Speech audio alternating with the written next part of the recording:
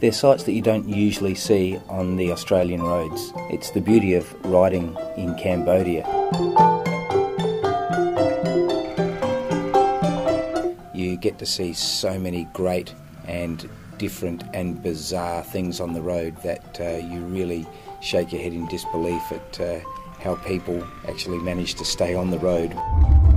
Riding from Ho Chi Minh City in Vietnam through to Siem Reap in Cambodia on the World Expeditions Tour really opens your eyes up to what life can be like in a third world country. Ho Chi Minh City is home to 9 million people, and there must be around about 5 million scooters in the city. It's a city which doesn't stop just 24 hours a day. There is constant traffic on the road, the constant beeping of the horns. But as you move outside of the city through into the countryside, things get very quiet. Rice fields and rubber plantations are aplenty, and you find yourself just rolling along at a comfortable speed.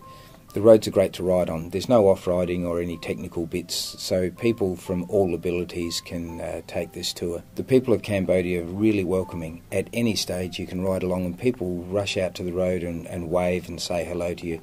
Kids will get on their bikes and they'll ride along with you for a kilometre or two, having a little bit of race and smiling and laughing. Quite often we'd pass schools, and school kids would jump on their bikes and ride with us for a couple of 100 metres.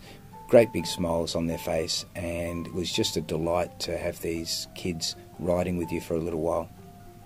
Riding into some of the bigger towns can be a little bit daunting, but you soon realise that the people are patient and drivers will just go around you. The idea is just to keep moving at a steady pace and just don't get too worried about things. Sometimes traffic coming straight at you will just slow down, move around, and there are no hassles. There's no road rage at all out on a place like Cambodia. The beauty of it is that everybody has either got a bike or a scooter, and they're in pretty much the same situation as you are. Nobody's going at 100 miles an hour. It's all very casual and very relaxed.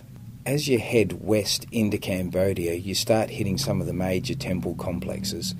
One of the places that we stopped at was almost 1,000 years old. Give yourself a few days to ride around Angkor Wat and the nearby temples.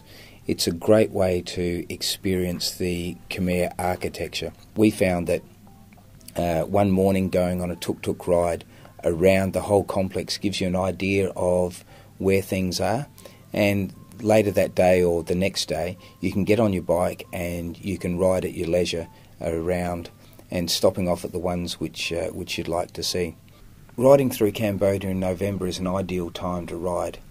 It's past the monsoon season. It's not too hot, even though the temperature sort of reached into the low 30s. You find that every now and then you get a heavy downpour, and sometimes you feel like you're being absolutely pounded by the rain. But as quickly as it comes, it will go, and within half an hour things are dry again and you're back out in the sunshine. The beauty of a cycling tour like this is that you have a guide at the front and a guide at the back, so that the front people can go as fast as they like, and the slower ones who are happy just to roll along also have somebody behind them. The beauty of the tour is that you stop every 20 kilometres, so the older people can roll along and not feel like they're slowing anybody down. The stops are sort of necessary because in 30-degree heat and overwhelming humidity, you need to stop and rehydrate and get some energy back, because quickly you find your energy sapping. There are some days which are long. Some of them are 100 kilometres, some of them are 80, and broken up into 20k stops. They're really quite manageable. If people don't want to ride along, they can always just stop. The bike will go in the bike truck and they can do the rest of the trip in the comfort of the air-conditioned bus.